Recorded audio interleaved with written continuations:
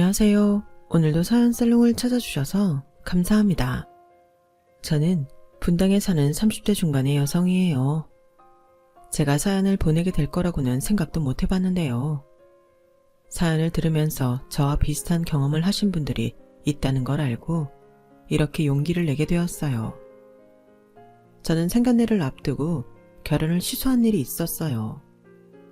당시에는 너무 열받고 기가 막혔지만 이제는 이렇게 다른 분들에게 제 이야기를 들려드릴 만큼 마음이 진정되기는 했네요.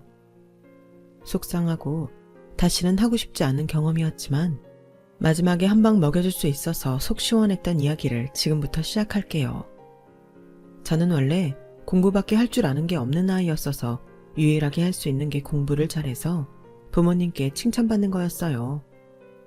다방면에 재능이 넘쳐서 운동도 잘하고 음악도 잘하고 공부도 잘했던 오빠와 달리 이과 쪽 공부에 많이 몰두했었죠. 학교에서도 항상 공부 잘하는 모범생 이미지였고요. 모두가 예상했던 것처럼 좋은 대학의 이공계 대학을 졸업했고요. 지금은 변리사로 일을 하고 있는데요. 제가 시험 합격을 좀 빨리 해서 제 나이에 비해 많은 연봉을 받고 있어요. 부모님은 제가 고등학교 때부터 사업체를 해외로 옮겨서 한국과 외국을 오가며 지내시다가 오빠가 본격적으로 부모님 사업에 합류하면서 1년 중 대부분을 외국에서 지내고 계세요. 그래서 저희가 살던 아파트를 제 이름으로 해주셨고 저는 그 아파트에 세를 주고 다른 데에 나와서 살고 있어요. 저 혼자 살기에는 아파트가 너무 넓어서요. 다른 사람들보다 더 쉽게 자리를 잡을 수 있었던 건 부모님 덕이기 때문에 저는 그 점을 항상 감사하게 생각하고 있어요. 제가 잘나서가 아니라는 걸 늘 잊지 않으려고 해요. 워낙 공부밖에 몰랐고 그 덕에 변리사 자격증까지 일찍 딴 탓에 저는 연애도 제대로 해본 적이 없이 나이를 먹었어요. 그런 제가 남자친구를 만난 건 영어 토론 모임에서였어요. 그냥 재미삼아 한번 참석해보려고 나간 자리였는데 남자친구는 제가 마음에 든다고 전철역까지 따라왔거든요. 저기 다음에도 여기 오세요. 안 그러실 것 같은 느낌이라 연락처를 따로 알고 싶은데 안 될까요? 저 이상한 사람 아니에요. 대기업 땡땡 아시죠? 하긴 거기 모르는 사람 없죠. 저 거기 인사팀에 있어요. 여기 제 명함이에요. 저는 지금 명함이 없는데. 그날 저는 휴일이라서 명함 지갑을 놓고 나왔어요. 아이, 명함 없으면 어때요? 괜찮아요. 그런 게 뭐가 중요해요. 명함을 놓고 왔다는 거지 없다는 게 아닌데 남자는 제 말을 오해한 것 같았지만 말하기 귀찮아서 가만히 있었어요. 남자는 끈질기게 저한테 말을 걸어왔고 결국 그 다음 주에 다시 만나게 됐어요. 김창수 씨, 저를 뭘 보시고 이러는지 몰라도 저는 재미없는 사람이에요. 공부만 해서 노는 것도 잘 모르고요. 그럴 줄 알았어요. 제가 그런 거 잘 맞히거든요. 저는 공부 잘하고 영어 잘하는 여자가 좋더라고요. 그래봤자 그냥 회사 다니지 대단한 일 하는 것도 아니에요. 이렇게 말하면 나가 떨어질 줄 알았는데 남자는 회사가 뭐가 중요하냐며 더 적극적으로 나왔어요. 하도 저한테 관심을 보이니 그게 신기해서 만나볼까 싶은 마음이 들었고 그걸 계기로 한두 번 만나다 보니 어느새 사귀는 사이가 되었죠. 저는 변리사라는 제 직업은 말하지 않고 그냥 강남에 있는 회사에서 일한다고만 했어요. 변리사라고 하면 어디서 건너 알게 된 사람들 일까지 끌고 와서 좀 알아봐달라고 하거나 무료로 소송 대리를 해줄 수 없냐는 사람들이 많아서 웬만큼 친하지 않으면 제 직업을 밝히지 않았어요. 남친과는 사귈 무렵 이야기하려고 했는데 워낙 제가 평범한 사무직일 거라고 굳게 믿고 있어서 사실을 밝히는 게 더 피곤할 것 같아 가만히 있었어요. 그때는 결혼 이야기가 오고 가기 전까지는 말하지 말자는 생각도 있었고요. 그런 거 보면 제 직감이 그 남자를 별로 믿지 않았던 것 같아요. 사귀는 사람한테 제 직업을 솔직히 말하지 않는다는 게 어찌 보면 이상하잖아요. 이런 거 보면 조상이 도와준다는 말이 정말 있는 건가 싶어요. 그러지 않고서야 제가 남친한테 제가 무슨 일을 하는지 이야기 안 할 이유가 없으니까요. 그렇게 어영부영 시간이 가고 그 남자와 사귀고 2년이 되어가는 때였어요. 남자가 저한테 결혼 이야기를 꺼내더라고요. 혜영아, 우리 결혼하자. 나 정도면 괜찮은 신랑감이잖아. 너도 나랑 결혼하면 손해는 안 볼 거야. 뭐 결혼을 이런 식으로 말하는 게 좀 그렇긴 하지만 혜영이 너라면 괜찮은 와이프일 것 같아. 서로에게 좋은 일인데 망설일 거 뭐 있어? 하자. 저도 나이도 있고 하니 결혼하는 것도 나쁘지 않겠다는 생각이 들었어요. 그래서 외국에 있는 부모님한테 연락을 했죠. 부모님과 오빠는 싱가포르에서 일을 하고 있었는데요. 저보고도 싱가포르에 와서 같이 살자고 했지만 저는 한국이 좋더라고요. 남의 나라라는 게 며칠 여행 가는 건 좋아도 거기서 계속 사는 건 다른 문제잖아요. 또 저는 여기에서 하는 변리사 일에 만족하고 있었기 때문에 혼자 여기서 지내고 있었어요. 그런 저를 안타깝게 생각하던 가족들은 남친이 결혼하자고 했다니 다들 좋아하더라고요. 아유, 혜영아, 잘됐다. 남자는 괜찮은 사람인 거지? 전에 말한 것처럼 직업도 확실하고 무난해. 그럼 결혼해. 아빠랑 오빠도 너 결혼하는 거 대찬성이래. 네가 결혼하면 엄마도 좀 더 마음 편히 여기 있을 수 있고 항상 네가 마음에 걸렸거든. 뭘 그래. 나 내일 확실하고 혼자서도 잘 먹고 잘 사는데. 아유, 인서가 그런 거 아니야. 너무 너를 혼자 둬서 그런 거니? 네가 그렇게 말할 때마다 엄마가 미안해지잖아. 뭐가 미안해. 엄마도 사업 능력 있는데 그거 썩히면 돼? 아빠도 엄마가 있어서 그만큼 성공했다고 하잖아. 나도 얼마 닮아서 내일 잘하는 거니까 너무 걱정하지 마.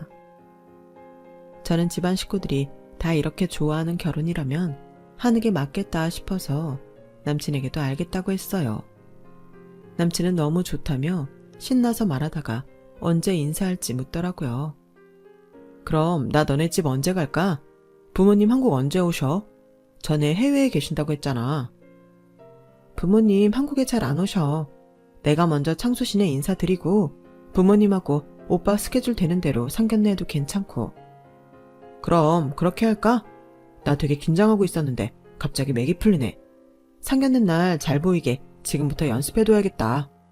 라며 남친은 저보다 더 호들갑을 떨었어요.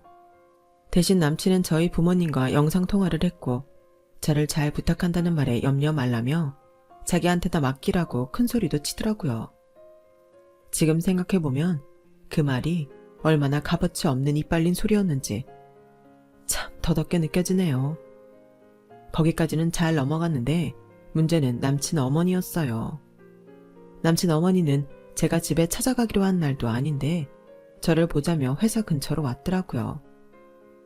내가 창수한테 말은 듣긴 했는데 그래도 우리 집에 드릴 만한 사람인지 아닌지 먼저 확인하고 싶어서 왔어. 괜찮지? 자기 집에 들여도 될지 미리 간보러 왔다는데 좋을 사람이 어딨겠어요. 그래도 저는 일단 예의를 지키느라 네, 그러실 수 있죠. 이해해요. 라고 공손하게 말했어요. 그렇게 말해주니 편하게 말아마. 나 우리 창수 엄청 귀하게 키웠어. 어떤 부모는 안 그러겠냐고 할 테지만 정말이야. 공부시킬 만큼 시키고. 걔가 말 안 하든? 걔 7급 행정공무원 시험 합격했는데 대기업 붙었다고 공무원 포기하고 일반 회사 간 거다? 걔가 그렇게 모험심이 강해. 이 정도로 똑똑하고 잘 나가는 아들 너라면 안 아깝겠니? 그런데 어느 날 결혼하겠다고 여자를 소개한다는데 너도 알겠지만 우리 창수라면 진짜 괜찮은 여자도 만날 수 있는 조건이잖아. 창수 회사에서도 인정받고 상사들한테도 좋은 소리만 듣는 애야. 그런데 데려온다는 여자가 그냥 사무직이라고 하니 솔직히 속상하다. 무슨 말씀이신지 알 것 같아요. 근데 저도 창수씨 못지않게 부모님한테 기대 많이 받고 컸다고 말씀드리고 싶네요. 저도 제 분야에서 인정받으며 잘해 나가고 있으니 그런 걱정은 안 하셨으면 좋겠어요. 아니 근데 너는 애 낳으면 집에 들어 앉아야 되잖아. 육아휴직이니 어쩌니 해도 그것도 일에 따라서 더 좋은 조건이 될 수도 있고 아닐 수도 있잖아. 내 생각에는 그래. 근데 아가씨 같은 사무직은 좀 그렇잖아. 무슨 기술이 있는 것도 아니고. 아가씨는 지금 일 얼마나 더 잘할 수 있다고 생각해? 결국은 우리 창수한테 기대서 살게 되지 않겠어? 그런 거 생각하면 사실 그렇게 썩 내키지는 않네. 저는 그 순간에도 왜 제가 변리사라고 말을 안 했는지 저 자신도 이해가 잘 되지 않았어요. 아주 괜찮은 변리사 사무실에서 꽤 높은 연봉을 받는다고 하면 그 입을 딱 다물게 할 수 있었을 텐데요. 하도 황당한 말을 하니 어디까지 가나 보자는 마음이 있기도 했네요. 남친은 자기 엄마가 저를 찾아와 그런 말을 했다는 걸 알고 당황하긴 하더라고요. 그랬어? 엄마는 왜 그렇게 또 오버를 하는지 모르겠네. 아무튼 미안하다. 너도 니네 부모님한테는 귀한 자식인데. 뭐 이해가 안 가는 건 아닌데 내가 그런 말을 들을 정도인지는 잘 모르겠다. 에이, 너무 깊게 생각하지 마. 어른들이 그렇지 뭐. 저도 남친처럼 생각했기 때문에 다시 만나면 나아지겠지 했어요. 그런데 그 주에 남친 집에 가기로 했던 약속을 남친 어머니가 취소하더라고요. 갑자기 남친 아버지 몸이 안 좋다나요? 핑계 같기도 했지만 그러려니 하고 넘어갔어요. 그런데 주말이 지나고 수요일쯤 됐는데 제가 모르는 번호로 전화가 왔더라고요. 남친 어머니였어요. 혜영이지? 내가 저번에는 이름 부르는 게 좀 어색해서 아가씨라고 했는데 이제 혜영이라고 부를게. 네, 편하게 부르세요. 근데 제 번호는 창수씨가 알려줬나 봐요. 내가 그럼 네 번호를 어디서 알겠니? 왜? 내가 전화한 게 싫어? 아니에요. 생각지 못한 전화여서 그랬어요. 무슨 일이세요? 오늘 퇴근하고 땡땡이라는 한식집으로 좀 올래? 거기 한정식 전문점인데 네가 일하는 데에서 멀지 않거든. 아, 네. 어딘지 알 것 같아요. 거기로 갈게요. 저는 남친 어머니가 저를 정식으로 인사하는 자리에 부르는 거라고 생각하고 일을 마치자마자 불이 나게 갔어요. 그런데 남친 어머님은 이미 다른 사람들하고 식사 중이더라고요. 여기 다 내 형제들이야. 창수 이모들하고 외삼촌들. 아니, 창수가 너랑 결혼하겠다고 하니 내가 한 가지 테스트를 해볼까 해서 불렀어. 그 말도 어이가 없는데 앞에 앉은 이모라는 사람이 저를 위아래로 싹 훑어보더니 이러더라고요. 아가씨, 아주 봉 잡아서 팔자 펴겠어. 우리 창수 같은 애를 어디서 만나? 나이가 되게 어린 것도 아니잖아. 그렇다고 특별하게 이쁜 것도 아니고. 창수는 얘가 어디가 좋대? 이모 말이 끝나자마자 맨 끝에 말 많게 생긴 외삼촌이 나서더군요. 우리 창수 내조 아주 잘해야 되겠어. 누님한테도 잘하고. 우리 창수 꼬신값은 해야지. 창수는 그 뭐냐. 이번에 지 동기들 다 제치고 보너스도 두둑하게 받았다더만. 아가씨는 우리 창수한테 뭐 해줄 거야? 말 잘 들어야 돼. 아우 오빠, 요새 누가 보너스라고 그래. 인센티브지. 뭐가 됐든 우리 창수가 잘났다는 뜻이잖아. 라면서 이모들과 외삼촌이 자기들끼리 남친을 띄우느라 저를 아주 땅밑까지 끌어내리는데 점점 화가 나더라고요. 어머니, 그래서 저한테 하신다는 테스트가 어떤 건가요? 아, 너 오늘 여기 이 음식값 계산할 수 있겠어? 이 정도는 낼 수 있어야 내가 마음이 좀 놓을 것 같아. 우리 창수만 뼈 빠지게 일하고 너 먹여 살리느라 허리 휘면 어쩌니? 그래도 너도 강남에서 일한다니 네 평소 경제력 좀 알아야겠다. 이제 보니 남친 어머니는 저를 기죽이려고 부른 거였어요. 아니면 제가 알아서 자기 아들 포기했으면 하는 거였겠죠. 저도 그 정도 눈치는 있었고 그대로 음식값을 전부 계산할 만큼 호구도 아니어서 똑똑히 할 말을 했어요. 어머니, 이건 너무 당황스러운데요. 지난번 인사 가는 거 취소하셔서 오늘 그것 때문에 보자고 하시는 줄 알았어요. 그런데 제가 결혼해서 창수씨 힘들게 할까봐 테스트로 밥값을 내라니요. 그게 테스트가 되지도 않는다고 생각하고요. 이게 과연 정당하다고 할 수 있나요? 그건 어머니도 아니라는 거 아실 거예요. 제가 음식값을 낸다고 될 문제는 아닌 것 같아요. 제가 마음에 안 드시면 그냥 안 드신다고 하시는 게 더 솔직하고 저나 어머니나 덜 마음 상할 수 있지 않을까요? 제가 음식값을 낼 수 있고 없고를 떠나서 이런 식의 테스트는 사양할게요. 그리고 창수씨 이모님들하고 외삼촌분들께도 말씀드릴게요. 저 창수씨 일부러 꼬실 에너지가 있는 사람도 아니고요. 창수씨 덕 보고 살 마음도 없어요. 창수씨 돈이나 능력 없어도 저 잘 먹고 잘 살아요. 요즘이 그런 세상도 아니고요. 창수씨 어머니 말씀만 듣고 저라는 사람에 대해 함부로 판단하지 않았으면 좋겠네요. 사실 조금 실망스럽습니다. 그럼 저는 이만 가볼게요. 어머니, 저한테 하실 말씀 있으시면 나중에 다시 연락주세요. 오늘은 말할 수 있는 상황이 아니네요. 저는 말도 안 되는 일에 제 돈을 쓸 만큼 모르지는 않았어요. 저 자신을 지킬 수 있는 말도 할 수 있었고요. 그건 저도 잘했다고 생각해요. 남친은 미안하다고 자기 엄마 성격이 너무 솔직해서라며 이해해달라고 해서 참았어요. 내가 엄마 다시는 그러지 말라고 말 잘할게. 그러니까 너무 화내지 마, 응? 저는 이런 일들이 있다는 걸 집에는 알리지 않았어요. 부모님이 아시면 속상하기만 하고 뭘 해결할 수 있는 것도 아니니까요. 하지만 마음속으로는 이 결혼이 어떻게 될지 모르겠다. 그런 생각을 하고 있긴 했어요. 남친은 자기 부모님과 이야기를 해서 제가 인사 가는 건 없는 걸로 하기로 했어요. 자기도 우리 부모님한테 인사를 하러 가지 않으니 괜찮지 않겠냐고요. 하지만 남친 어머니가 그걸 또 문제 삼고 나섰어요. 남친 어머니는 저를 남친 회사 근처로 불러냈어요. 말은 남친하고 셋이 같이 식사하자는 거였는데 만나보니 그게 아니었죠. 아니, 내가 이건 진짜 몰랐는데 우리 창수가 아가씨 부모님 못 만났다며? 싱가폴? 거기서 사시는 거야? 네, 거기서 사업을 하셔서 거의 그쪽에 계세요. 오빠도 합류해 있어서 한국에는 지금 저 혼자 있고요. 예, 그럼 니네 부모님이고 오빠라는 사람이고 우리는 실체를 모르는 거잖아.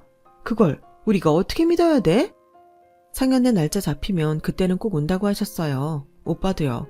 지금 중요한 일이 있어서 자주 왔다 갔다 하기 어려운 점이 있으니 양해해 주시면 좋겠어요. 참, 니네 부모님도 부모님이다. 아니, 이게 딸 시집 보내겠다는 사람들 맞아? 어떻게 하나밖에 없는 귀한 사윗감 대접할 생각은 안 하고 일에만 정신이 팔려 있어? 결혼은 일륜지 대사라고 왜 그러겠어? 아니, 창수야, 너 다시 생각해봐. 이런 집하고 결혼하는 게 진짜 좋아? 남친은 제 눈치를 쓱 보더니 손가락을 입에 대면서 자기 엄마한테 조용히 하라는 신용을 하더군요. 엄마도 혜영이 집에 안 불렀잖아. 그래서 나도 인사하는 건 그냥 패스하고 상견례 때 다들 만나면 좋겠다고 했어. 안 보긴 뭘 안 봐. 제가 저번에 우리 집 형제들 모인 자리에서 날 얼마나 망신 준 줄 알아? 참네, 예비 며느리라는 게 예미 시보를 얼마나 우습게 보면 그깟 바깥 계산을 안 하고 따박따박 가르치듯 말하고 간다니? 나 솔직히 미심쩍다.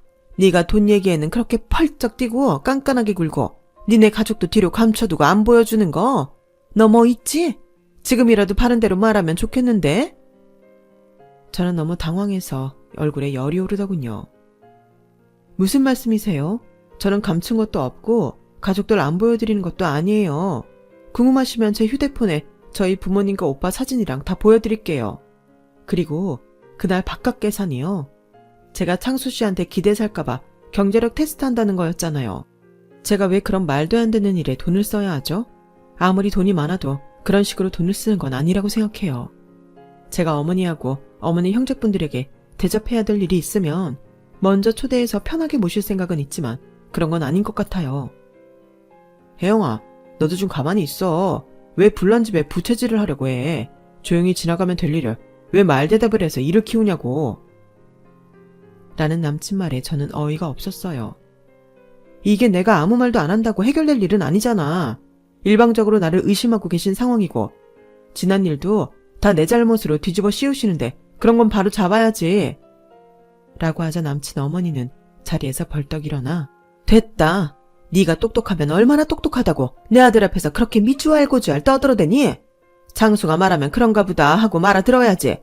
그리고 너네 제대로 된 가족 직접 보기 전까지는 아무것도 믿을 수 없으니 그렇게 알아라. 우리가 만만해 보여? 어디서 사람을 속이려 들어? 젊은 게 인생 쉽게 살려고? 하더니 남친을 억지로 끌고 나가버리더라고요. 저는 두 사람이 간 후 일도 손에 안 잡히고 머릿속이 어지러워 반차를 내고 지금까지 있었던 일을 차근차근 정리했어요. 그리고 남친이 보인 태도도요. 아무리 시댁 식구들이 힘들게 해도 남편이 중재를 잘 하거나 아내 편에 있으면 다른 거 있고 다 살 수 있다고들 하던데 남친이 하는 걸 보니 그럴 것 같지 않았어요. 전에도 어른들은 다 그런 거라고 하며 자기 엄마가 말 실수한 걸 은근슬쩍 넘어간 거 하며 자기 엄마가 저한테 그렇게 신뢰되는 말을 하는데도 저보고 조용히 있으라고 한 것도요. 처음에는 가족들도 좋아하고 남친도 결혼하자고 해서 그럼 해도 되겠다 싶었는데 저는 얼마나 이 결혼이 하고 싶은지도 다시 한번 생각해 봤어요. 그런데 꼭 하고 싶은 건 아니더군요.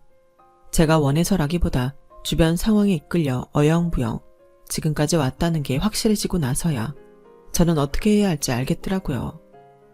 저는 일주일 내로 마음 정리를 하고 결혼을 없던 걸로 하자고 남친한테 말할 작정이었어요.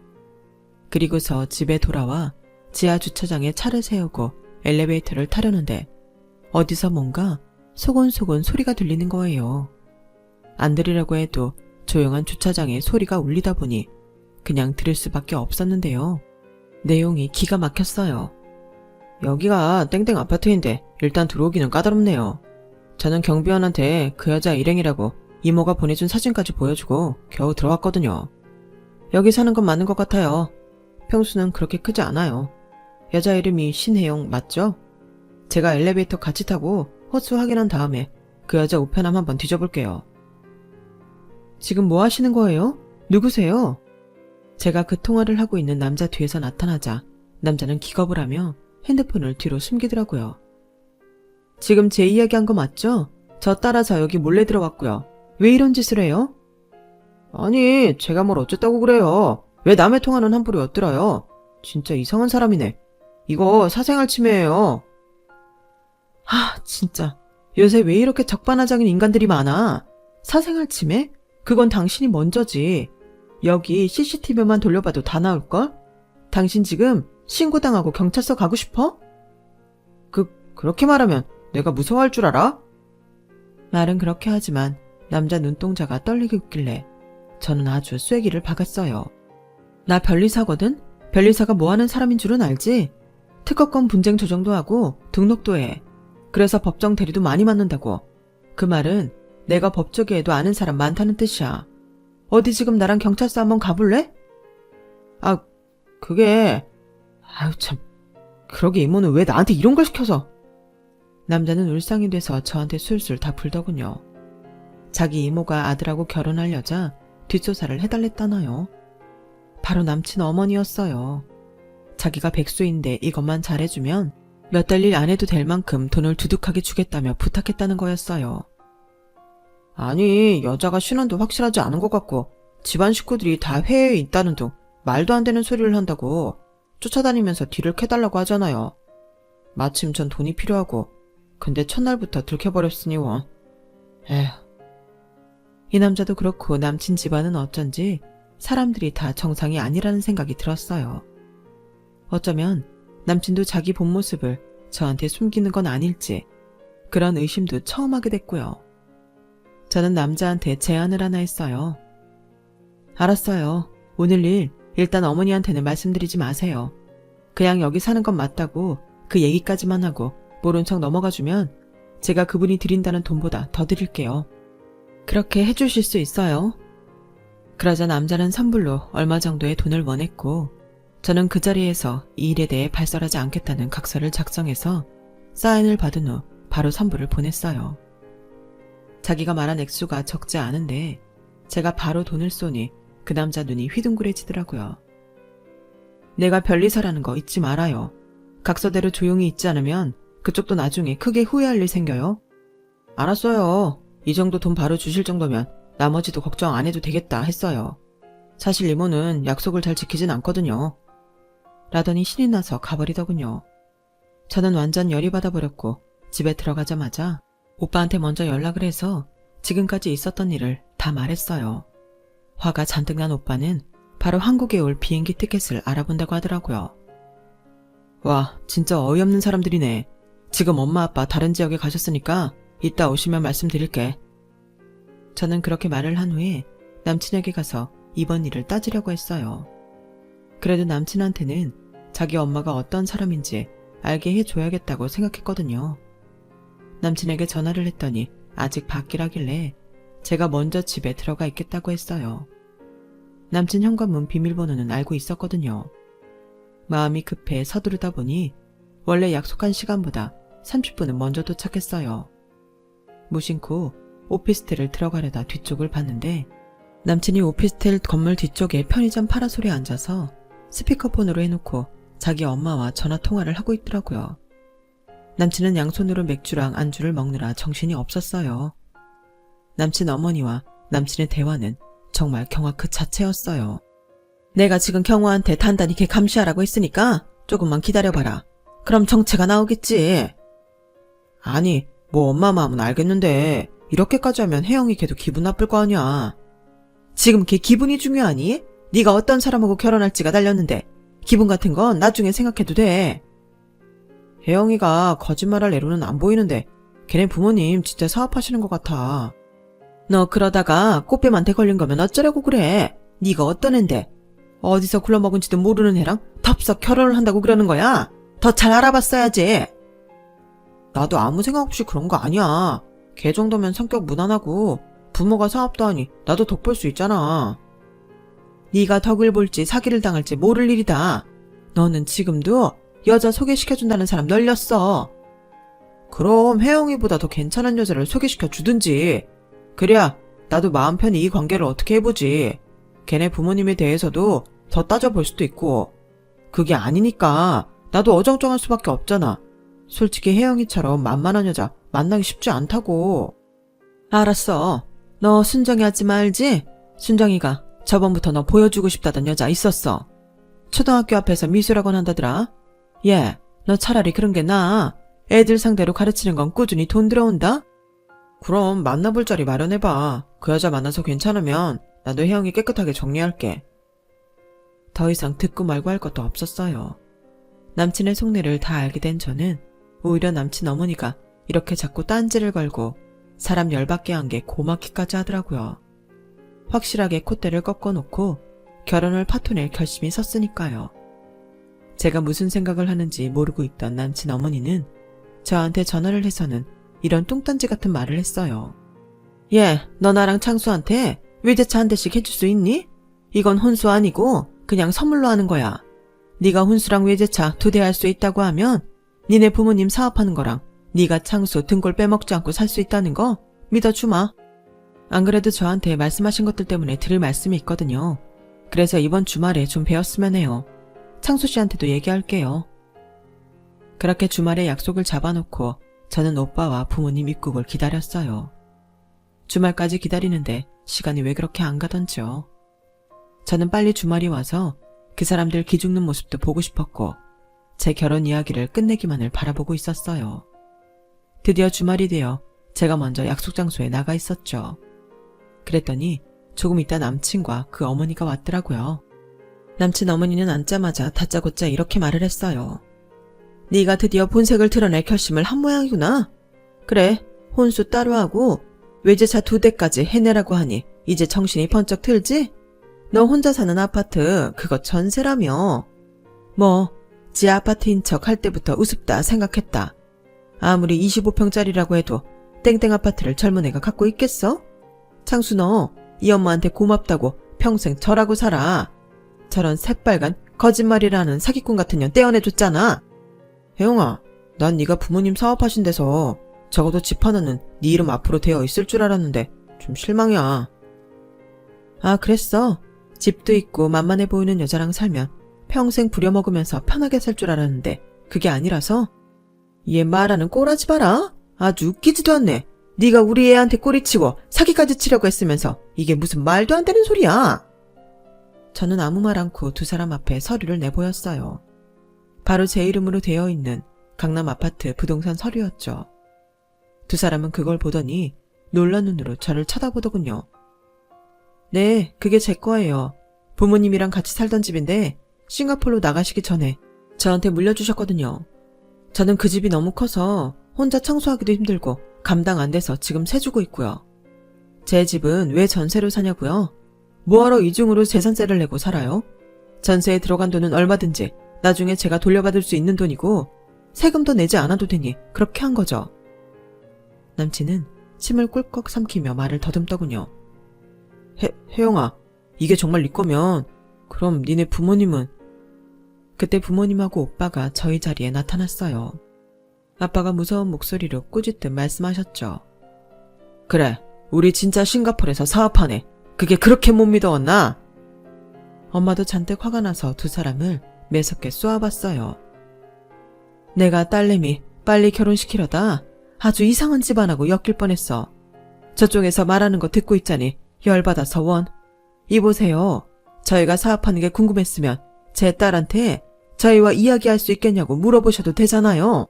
요즘처럼 영상으로 얼마든지 소통할 수 있는 시대에 혼자 넘겨짓고 남의 딸을 사기꾼 만들어요? 아니, 혹시 평생 어디서 속구만 사셨어요? 저희는요, 남들 뒤통수 쳐본 적도 없고 주변과 신뢰관계 쌓아서 일하는데 바빠서 그런 생각 해보지도 못했습니다. 그러자 남친 어머니는 자리에서 일어나 허리에 두 손을 짚고 당당하게 이러더라고요. 아니 그럼 대개 딸처럼 시덥지 않은 직업 갖고 제대로 된 물증도 없이 부모가 사업하네 하면 그걸 어떻게 믿겠어요? 진작에 이런 부동산 서류라도 보여줬으면 모를까요?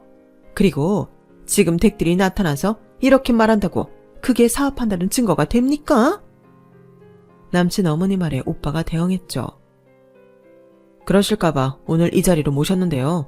여기 사장님 좀 불러주세요. 거기는 호텔 내에 있는 고급 한정식 레스토랑이었어요. 오빠가 매니저한테 사장님을 불러달라고 하니 매니저는 바로 사장님과 함께 저희 앞에 나타났어요. 사장님은 저희 부모님을 보자마자 아주 반갑게 인사를 하셨어요. 아유, 신 대표님, 이 대표님 들어오신 거 알고 어찌나 반가웠는지요. 오늘 여기 오신다길래 제가 일부러 나왔습니다. 아드님이 이제 사업 아주 잘하신다면서요. 네, 사장님. 얘가 요즘 아주 든든한 버팀목이 돼주고 있어요. 언제 또 싱가포르 오십니까? 그때 한번 저희 쇼핑몰 오셔야죠. 참, 저희 리조트 만든 건 아시죠? 이건 동남아 쪽이니 그쪽에도 한번 오세요. 저희가 잘 모실게요. 대표님이 초대해 주시면 영광스럽게 알고 가야죠. 아우, 혜영이 오랜만에 보니 더 이쁘네. 오늘 오랜만에 가족하고 맛있는 거 많이 먹고 가. 그러고 자리를 뜨자 남친과 남친 어머니는 아무 말도 못하더라고요. 오빠가 두 사람한테 이렇게 말했어요. 저희가 정말 구차하고 치사해서 이렇게까지 안 하려고 했는데 뭘 해도 안 믿을지 몰라서 저희 회사 서류까지 다 보여드리죠. 오빠는 저희 집이 해외에서 사업하는 걸 증명할 수 있는 걸 두 사람한테 보여줬어요. 거기에는 현지에서 찍은 사진들도 있었죠. 그런데도 남친 어머니는 미안하다는 말 대신에 변명을 하더라고요. 아니, 그러니까 혜영이 얘가 그냥 사무직이라니까 제가 못 믿어서 그런 거죠. 별다른 뜻이 있었다기보다는요. 그래서 저는 두 사람 앞에 명함을 내밀었어요. 저 별리사예요. 이미 신입딱지 뗀 지도 꽤 돼서 연봉도 창수 씨보다 훨씬 많고요. 제가 말씀드렸잖아요. 창수 씨 인맥이나 경제력에 기대지 않고 살 수 있다고요. 창수 씨도 그래. 내가 만만하고 무난하면서 돈 많으니까 같이 살려고 했다고? 창수 씨, 저번에 편의점에서 어머니랑 통화하는 거 다 들었어. 뭐 미술학원 하는 여자 만난다며? 그래, 그 여자랑 잘해봐. 나 오늘 여기 결혼 얘기 파토내러 온 거니까. 이제 우리 끝이야. 저희가 그 자리를 뜨려고 하자 남친은 얼른 저를 붙잡더군요. 혜영아, 내가 오해를 해서 그렇지 절대 너랑 헤어질 생각 아니었어. 미안해. 장인어른, 장모님, 형님, 제가 잘하겠습니다. 제가 너무 큰 실수를 했는데 사람이 실수는 할 수 있는 거잖아요. 저 믿고 받아주세요. 제가 정말 잘하겠습니다. 저는 남친의 손을 탁 뿌리쳤어요. 됐거든? 닥쳐. 누가 장모고 장인어른이고 형님이야. 네가 어떤 인간인지 볼 거 다 봤는데 뭘 잘해? 네가 하는 말은 콩으로 매주를 쓴데도 안 믿어. 애초에 너처럼 지 맘대로 넘겨짚고 함부로 판단하는 인간 만나지도 말았어야 하는 건데 넌 내 인생의 흑역사야. 그러자 남친 어머니는 저희 엄마 손을 붙잡고 난리더군요. 아우, 사부인, 이제 오해가 풀렸으니 애들 혼사 얘기해야지 어딜 가세요. 저도 귀하게 키운 아들인지라 혹시라도 잘못된 사람 만날까 걱정해서 그랬던 거예요. 그 정도는 이해해 주셔야죠. 그래서 친척한테 내 딸 뒷조사시키고 말도 안 되는 소리에 애 마음에 상처 주고 그럽니까? 그렇게 같은 부모로서 용납될 거라고 생각하시나요? 아드님이 그쪽을 똑 닮았네요. 지멋대로 생각하고 지멋대로 판단하고 어디 그쪽하고 똑같은 며느리 얻어서 잘 살아보세요. 저희는 볼 일 없습니다. 아빠도 거기에 쐐기를 박으셨어요. 김창수라고 했나? 내가 자네 회사 윗분들 중에 아는 사람 몇 명 없을 것 같아? 자네 다시 내 딸 귀찮게 하면 내 가만히 안 있을 거야. 어머니도 똑똑히 들으세요. 한 번만 더 남의 집 자식들한테 함부로 하면 그 벌 다 받으실 겁니다. 남친 어머님은 자기가 친척을 저한테 붙였다는 것까지 저희가 다 알고 있다는 걸 깨닫고는 그 자리에 털썩 주저앉더군요. 모든 게 다 끝났다고 생각했는지 울음을 터뜨리더라고요. 남친은 열받는 표정으로 자기 엄마한테 화를 냈고요. 엄마, 좀 적당히 하지. 이게 뭐야. 아무려면 내가 그렇게까지 사람을 못 알아보겠어. 아, 진짜 이게 뭐냐고. 다 된 밥에 재를 뿌리고. 아까워서 어째. 별리사에 외국 사업에 그거 다 내가 갖는 건데 강남 아파트는 어떡해. 세상에, 저희 집 사업과 제 직업 그리고 제 아파트까지 전부 자기 몫이 됐을 거라고 생각한다니 어떻게 그렇죠? 다른 건 그렇다 치고 제 직업까지 자기 걸로 생각한다는 게 저는 너무너무 소름이 끼쳤어요. 그 후 남친은 저를 찾아왔다가 만나지도 못하고 차단당하자 별 방법을 다 동원해서 전화를 했었죠. 제가 자기 전화 차단을 해버리니 지인들 핸드폰으로요. 그러다 변호사한테서 연락 한번 가니 더는 전화하지 않더군요. 찾아오지도 않았고요. 알고 보니 회사에서도 일 못한다고 거의 왕따 수준이라고 하더라고요. 남친 어머니는 한동안 어리 빠져 있다가 저보다 더 괜찮은 여자 자기 아들 소개시켜준다며 선자리를 알아봤다는데 어떻게 그쪽 동네에 저한테 했던 짓이 소문이 쫙 나서 아무도 상대해주지 않는다고 들었어요. 그게 벌써 몇 년 됐네요. 시간이 참 빨라요. 저는 아직도 싱글이지만 그래도 더 여유를 가지고 저와 잘 맞는 좋은 사람을 알아볼 수 있는 눈을 키우려고 노력 중이에요. 부모님도 무조건 저 결혼하라고만 하지 않겠다고 하셨고요. 제 이야기가 좀 길진 않았나 모르겠네요. 들어주신 분들 모두 행복하시고 건강하게 지내시길 바랄게요. 감사합니다. 여러분, 사연 댓글에 응원과 현명한 조언 부탁드려요. 좋아요와 구독은 저에게 큰 힘이 됩니다. 오늘도 좋은 일 가득하세요.